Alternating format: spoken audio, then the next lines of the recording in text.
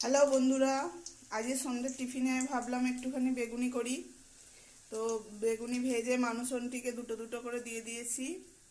এবার আপনারাও দেখতে পাচ্ছেন যে এইটার মধ্যে এইটা সবচেয়ে বড়।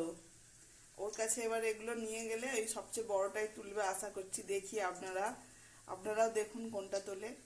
আর ওখানে আমার একটা ছাত্রী আছে, তাকে হিন্দিতে কথা বললে সে আবার হিন্দিতেই উত্তর দেয়।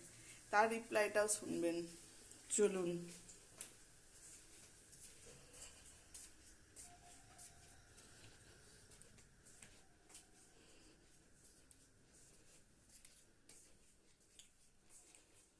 নাও একটা।